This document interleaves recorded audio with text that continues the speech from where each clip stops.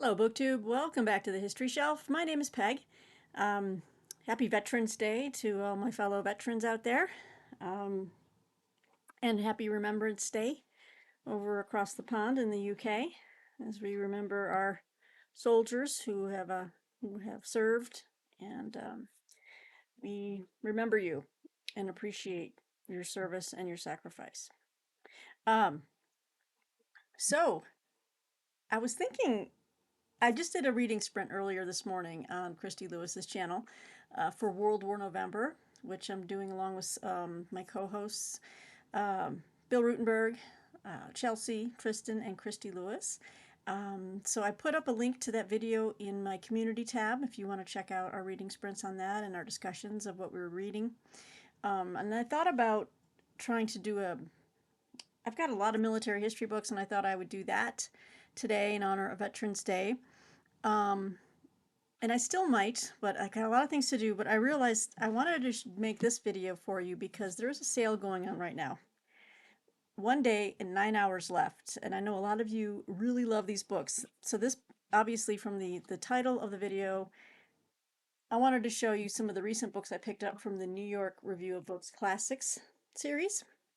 I've got a very substantial collection going, and I've been adding to it the ones that I've been wanting. I've been adding to slowly over time. I've got 5 books here I wanted to show you, but I also wanted to let you know about the sale. So there is 1 day and 9 hours left as I'm filming this right now. So it's kind of the thing where you get like buy one book, 10% off, but the more you buy, the more you save. So you could buy 4 books, you get 40% off, and it's free shipping with $75 order. So let me just go ahead and show you what I picked up, because I've already identified, I think, the ones I'm going to get for this sale coming up. But one of the writers that we were reading, well, at least Bill Rutenberg was reading in our sprint this morning, fought in World War I. And Bill was reading Storm of Steel by Ernst Junger. Well, I had picked up on the last sale from New York Review of Books Classic another book by Ernst Junger that I'd never heard of, and I'm really excited about. It's On the Marble Cliffs. Introduction, I don't know who this is, Jesse Jazuska Stevens. It's a slim little volume.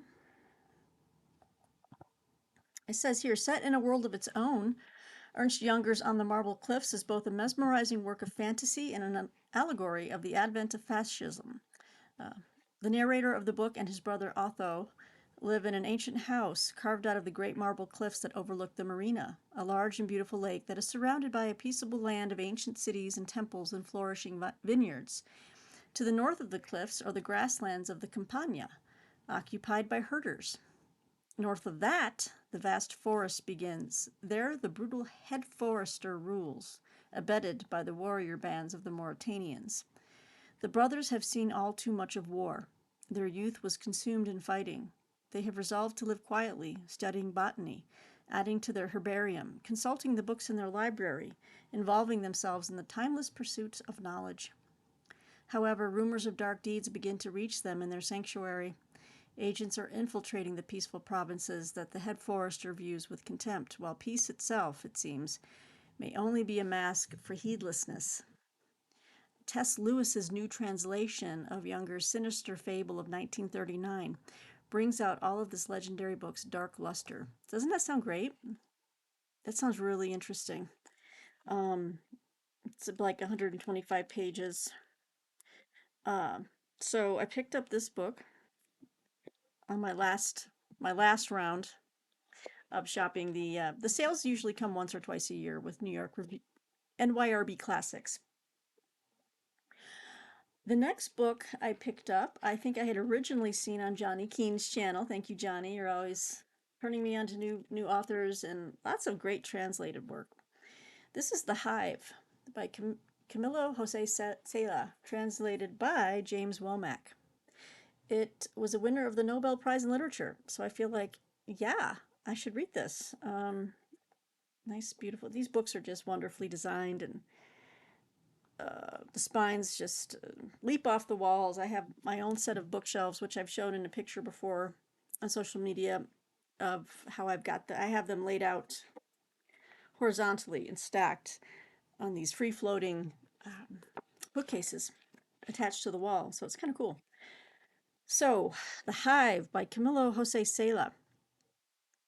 The translator Anthony Carrigan compared Camilo Jose Sala, the 1989 winner of the Nobel Prize in Literature, to Luis Ferdinand Celine and Curzio Malaparte.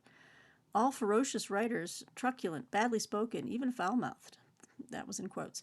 However provocative and disturbing, Sala's novels are also flat-out dazzling, their sentences as rigorous as they are riotous, lodging like knives in the reader's mind. Sala called himself a proponent of uglyism, of nothingism, but he has the knack, to quote another critic, Americo Castro, of deploying those nothings and lacks to construct beauty. The Hive is set over the course of a few days in the Madrid of 1943, not long after the end of the Spanish Civil War, when the regime of General Francisco Franco was at its most oppressive. The book includes more than 300 characters whose comings and goings it tracks to hypnotic effect. Scabrous, scandalous, and profane, The Hive is a virtuosic group portrait of a wounded and sick society. Fun times. Wow. Got some blurbs on the back by Roberto Bolaño, Paul West. So this looks like it could be interesting. I've never heard of this writer, and I've never heard of his style of writing as uglyism or nothingism. Interesting stuff. I have another book from NYRB Classics by this writer, and this is her Uncollected Essays. I think I've also seen this on Johnny Keene's channel. So I picked up on my last purchase at NYRB pardon me, the Uncollected Essays of Elizabeth Hardwick, edited by Alex Endrice. Whoa! The FedEx truck pulling up. The Uncollected Essays of Elizabeth Hardwick is a companion to the Collected Essays, a book that proved a revelation of what for many had been an open secret, that Elizabeth Hardwick was one of the great American literary critics and an extraordinary stylist in her own right.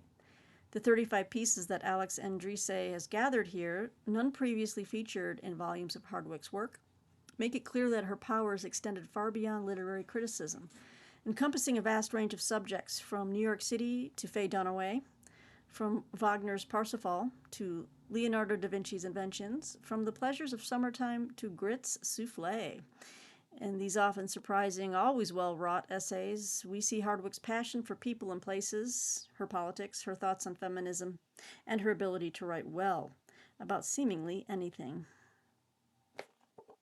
So I've got the Uncollected Essays of Elizabeth Hardwick. I don't have the collected one, so I'm not sure if that was also put out by NYRB Classics. But anyway,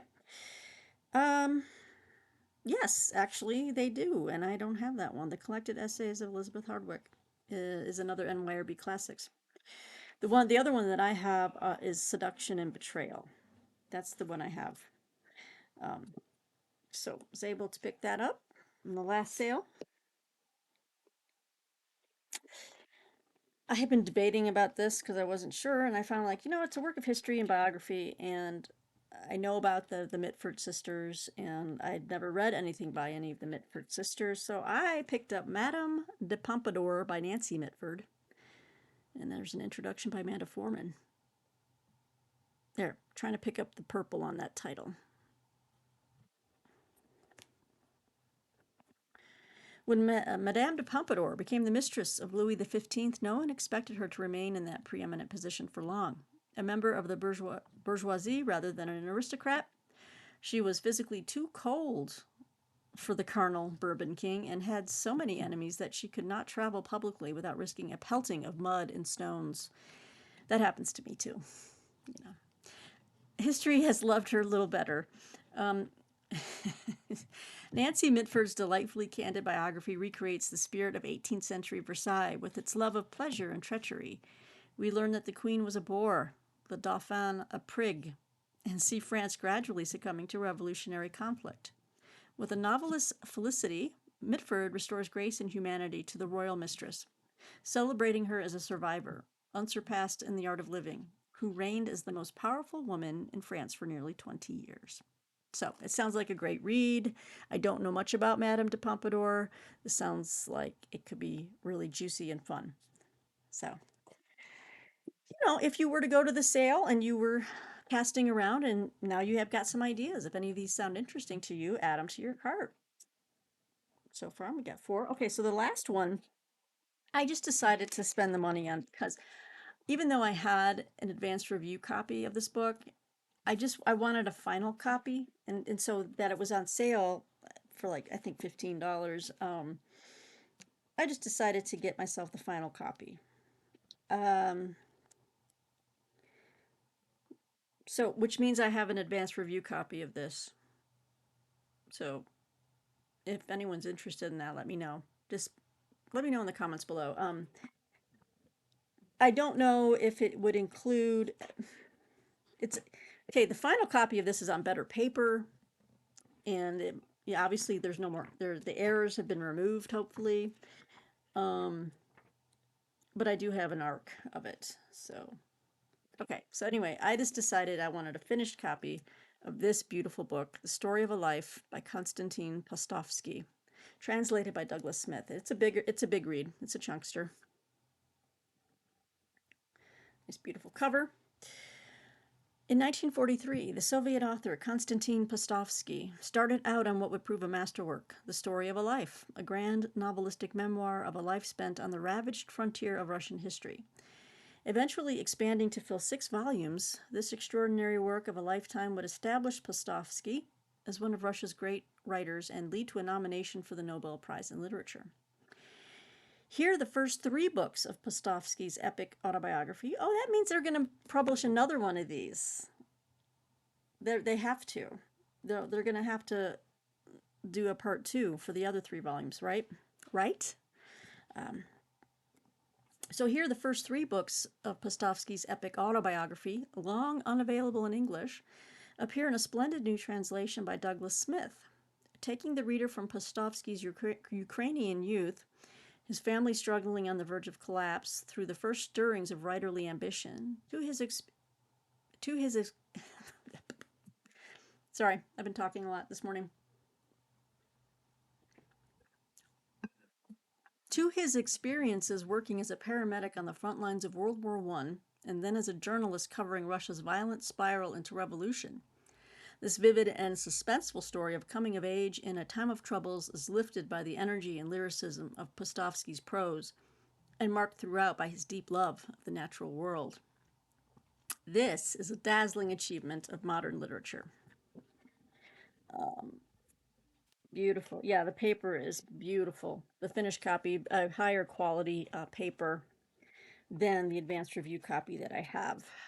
So it was well worth me picking this up on the sale. So I thought I would knock this video out because I've been meaning to make this video of my last shopping trip at NYRB Classics. And I thought, you know what, I can't wait any longer because I want you guys to enjoy the benefits of these sales. So if you were to watch this in the next 24 hours or so, please head on over and check out NYRB Classics and hook yourself up. Maybe it's a good chance to fill in some of those gaps that you've been missing. If you like these editions and you like what they offer, it's a wide range of stuff. So anyway, guys, let me know what you think of these titles. And I know it was a short video. Hey, what about that? But until next time, BookTube, I hope you enjoy. And again, happy Veterans Day to all of our veterans. And we'll talk to you soon.